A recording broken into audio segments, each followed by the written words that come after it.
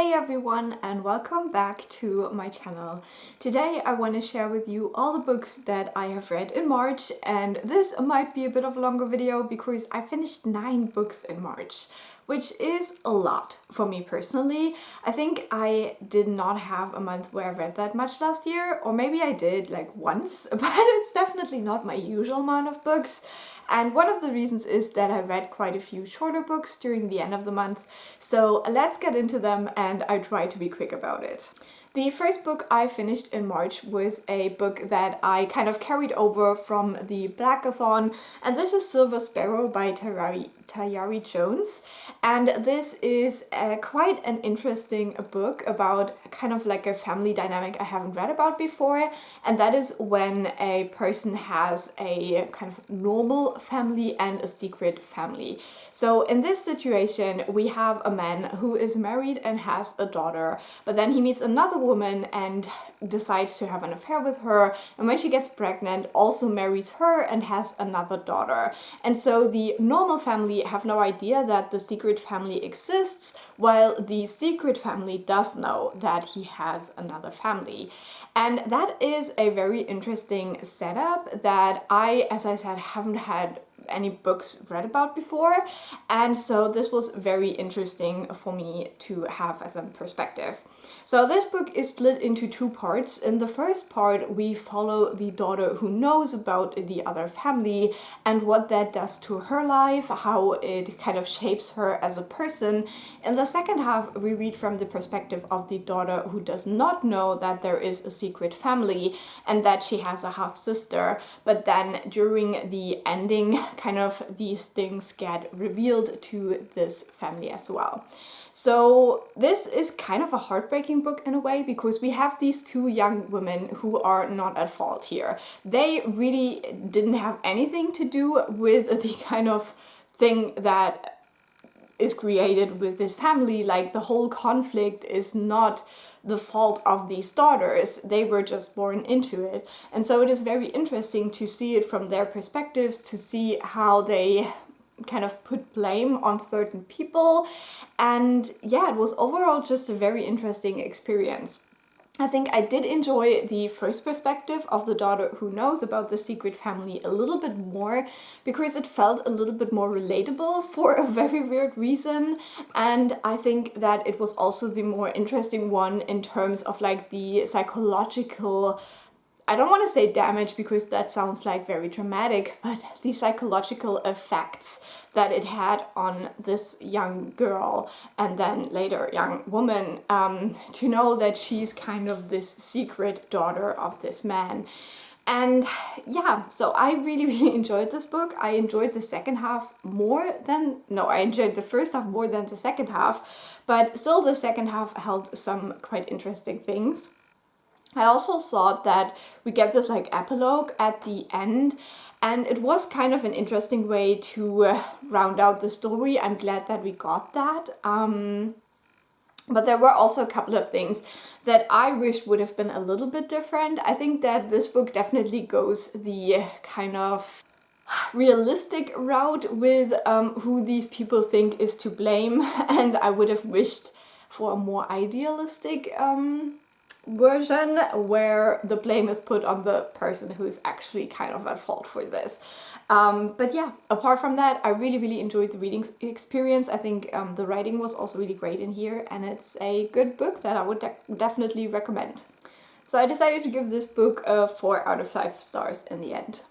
Then the next book I finished was Nonviolent Communication by Marshall B. Rosenberg. This is a book that I actually think about doing a separate video on at some point, because this is a book that was really interesting to me. Now, this book kind of explains a version of communication that is very different from the way we communicate in our everyday lives.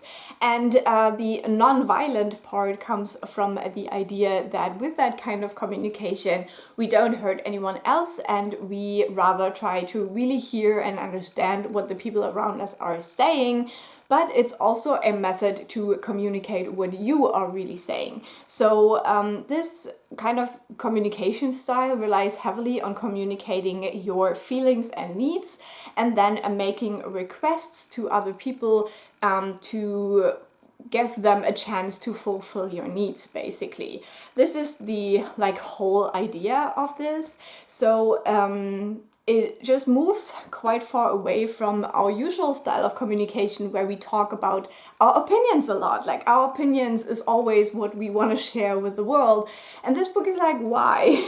Like, why is our opinion so much more important to share than our feelings and our needs? And if we like only concentrate on sharing our opinions, we will probably not get from other people what we really want. And this is a way to make sure we get what we want. Yeah, I don't know if I explained this like very well. The reason why I really enjoyed this book is because it works.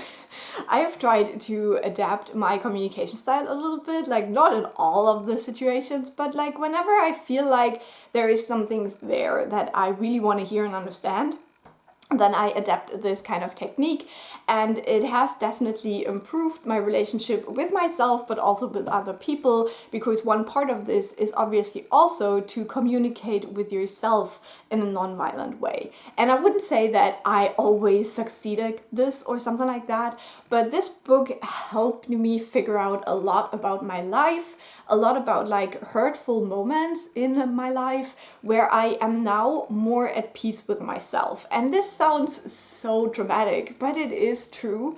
And so I think I had a very unique experience with this book. I don't think that anyone who will read this will have this experience, but it could be. And so if you're interested, I would definitely recommend this book. I gave it 4.5 stars just because the writing isn't always my favorite. There is poems in here that I thought were so bad. So yeah, apart from that, I think the technique is fantastic. The book is really good as well at describing this technique, and it really has a very good structure and guides you through this technique very well. I also had a friend that I practiced this with, and that was very helpful. We read the book at the same time, and that was great. I would highly recommend doing this because this is a book about communication. So practicing this communication with someone else as you go along is really good as well. So yeah, would definitely recommend. Then the next book I finished, I'm going to talk about these in tandem and not for too long. I finished The Gilded Wolves and The Silvered Serpents. This is book 1 and 2 in the Gilded Wolves trilogy. And in this series, it's basically kind of like Six of Crows, but with different characters and set in Paris and Russia. And yeah, these are characters that are kind of like very smart, and they solve these riddles and hunt treasure. So they're kind of like thieves, but not always. Kind of like a mixture of thieves and Indiana Jones, I guess. But yeah, we have this group of characters and they get like sucked into a bigger thing that is going on with their like magical world. So this is set in our world and it is historical, so it is set at the end of the 19th century, but we do have a magic system, and the way this works is that it's basically based on the Tower of Babel, and when this tower got destroyed by God, these fragments of the tower were scattered all over the world, and wherever they landed they give a kind of power, and people who are around that can forge, which basically means that they can manipulate matter in some way. So there's different kinds of forging. One of our characters, for example, is very good at forging with metals, so she is more like an alchemist kind of character. So that's the like basic setup of this world. I'm doing a reading vlog for this series where I will talk in depth about my opinions and also go into some spoilers for people who have read this. I gave the first book 4 stars because, yeah, I did enjoy it still. There were a couple of things that I did not like and just some of the descriptions just didn't make sense to me and I just didn't understand what was going on in the end of this. I gave the second one 3.5 stars, but like a low 3.5, like more like 3.25, I guess, because apart from all the issues I had with the first book, this one also got really frustrating with the characters. So yeah, unfortunately, this is not going so super well. So after those two books, I decided to take a little bit of a break and read some other books in between. But first of all, I finished my audiobook Assassin's Quest by Rob and Hobb. This is the third book in the Farseer trilogy. And again, I'm not going to talk about it too much because I feel like I have talked about this in like every single video I did this year, because I started rereading the first book in January and it just took me a very long time. But this is a series where we follow Fitz, who is the bastard son of one of the princes of his world, the king in waiting to be correct, and he gets to be brought up as the assassin's apprentice. That is the first book. And now in the third book, a lot of things have happened. This is kind of the end of this like first story arc, where we basically follow mostly the political machinations inside of this kingdom, and we do see a little bit of the like threats and also kind of like some coalition with other countries or other people, but yeah, it's mainly focused on this country, on the people who rule it, and the kind of intrigue that is going on at the court and stuff. And so with Fitz we have quite an interesting character because he has some powers that are very unique. He is the catalyst of this story, which you will have to figure out on your own when you start reading the books. But he's not in a very powerful position per se, because he doesn't have like any political power, even though he could have, because he is kind of a bastard son, but he has the kind of blood of the ruling family, basically. So yeah, I did enjoy this. I still think that the first book in the trilogy is my favorite one of the trilogy. I did enjoy the second and third book a little bit less, but yeah, I think it was still interesting. I did not like the ending of the second one, so the beginning of the third one also was my favorite because it was like kind of on that path. But then, yeah, I don't know, after the first like fifth maybe, it went into a more interesting direction again. And I did like to learn some of the things that we can learn in the third book. I also enjoyed some of the new characters that we got in the third book. And yeah, the like overall resolution wasn't like mind-blowingly great, but it was interesting, and I'm definitely interested in continuing on with the Realm of the Elderlings world. So I will take a bit of a break and then I will get into the next, I think the next trilogy. Yeah, it's also 3 books, right? So that's it for like the Farseer, all I want to say there. I gave Assassin's Quest 4 stars as well.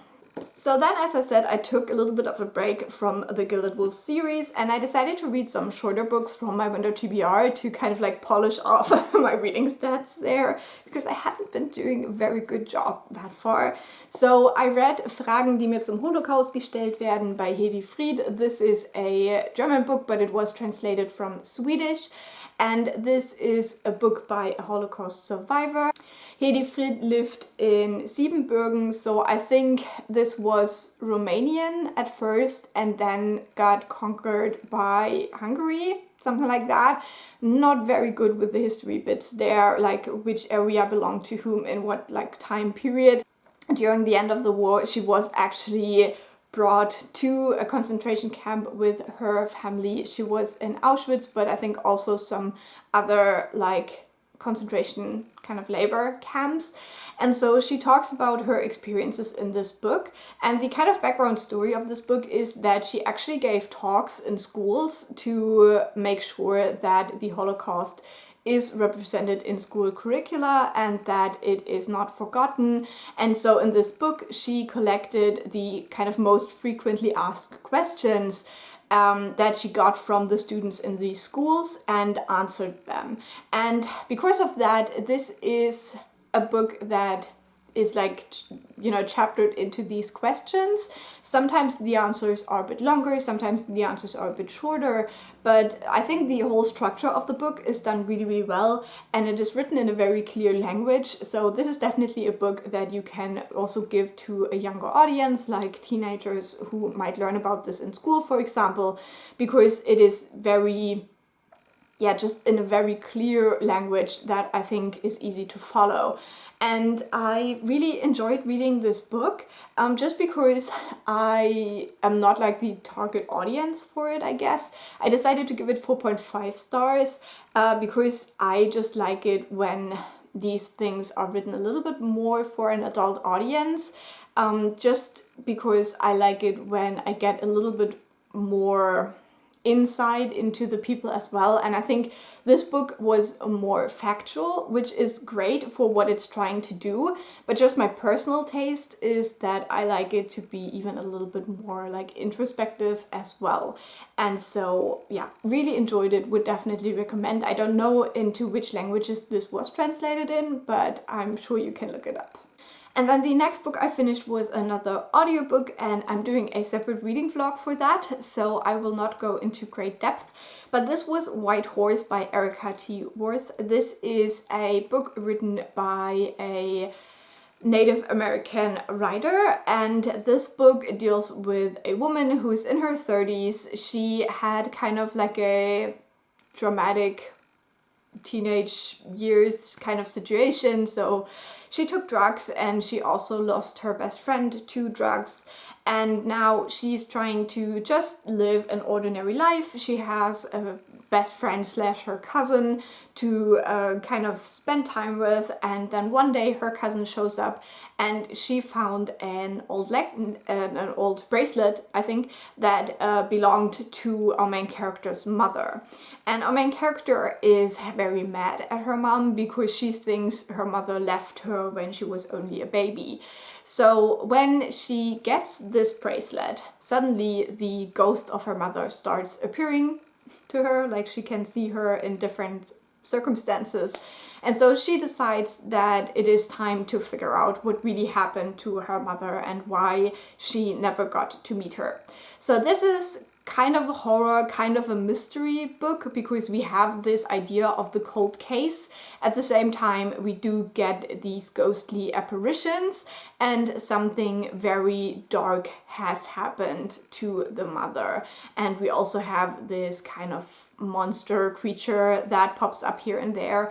So it has this like supernatural kind of paranormal touch because of the ghosts and the monsters, but it is very much rooted in our world and the horrible things that happen in real life to people. It also has this generational aspect because we get to know more about the family of our main character, and that was very interesting to me as well. So I really enjoyed this book. I would definitely recommend it. I decided to give it 4.5 stars as well, just because there is one part where the book starts being a homage to The Shining, and I just don't like The Shining so much, so that part dragged a little bit for me personally. But apart from that, I really enjoyed this book, and I would definitely recommend it. 2 more books to go, so let's go. The next book I finished, I actually found that a lot of books are currently free on Audible if you have an Audible subscription in Germany. And the first book I decided to pick up from those free books was The Jade Setter of Janloon by Fonda.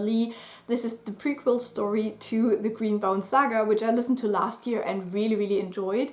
So I decided to listen to this prequel now. I usually don't like very short books, so I never really wanted to spend the money on it because I didn't know if it was worth it to me.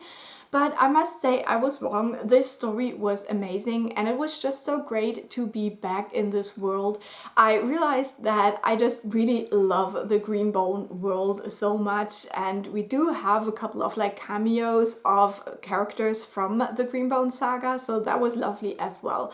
But in this little novella, we follow completely different characters. We have an apprentice to a very famous jade setter, and so we don't really get any explanations, so you can't read this without reading the Greenbone saga because you won't understand the world at all. But basically, these like jade pieces, they give power to the Greenbones.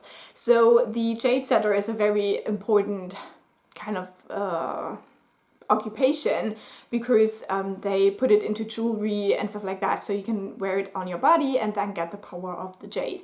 And this Jade Setter has always stayed out of clan business, so he is not associated with any of the clans, but then he gets a very, very important piece to fix, and when he's done with fixing it, it gets stolen from his shop. And so now we have the situation that the Jade Setter and his apprentice are trying to find this very important piece again, so they don't get sucked into any clan war or anything like that.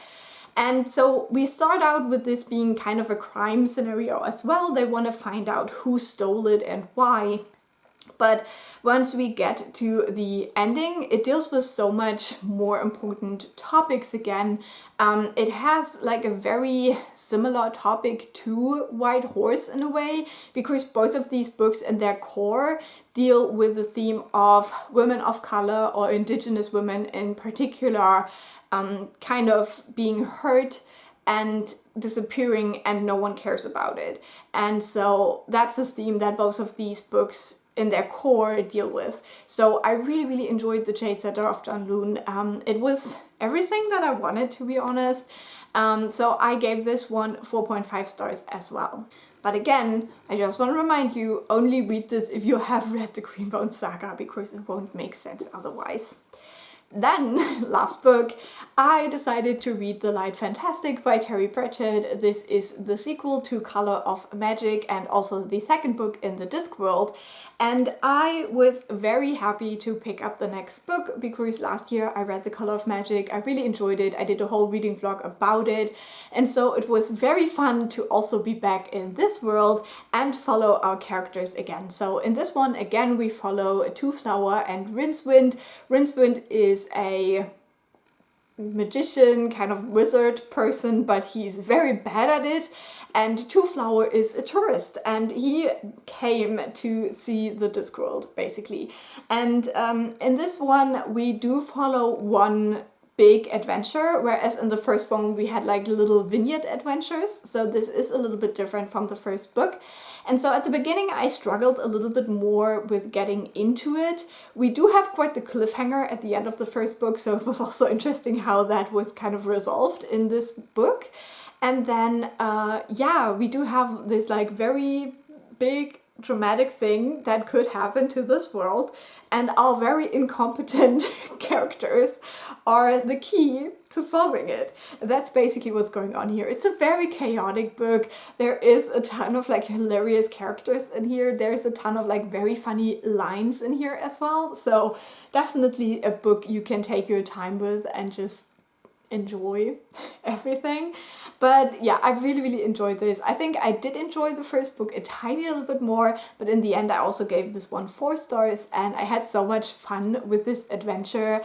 And there is already a couple of characters where I can't wait to see more of them in the upcoming books. And I also really love these editions. I think they're so gorgeous.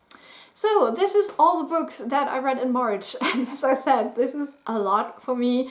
I also finished 2 books at the 1st of April, so yeah, we'll see. April could be quite a good reading month as well, I hope. Let me know what your favorite book of March was. I would love to hear about that. Leave a like as well if you enjoyed this video. I always appreciate it. And if you subscribe, I will talk to you very, very soon. Bye!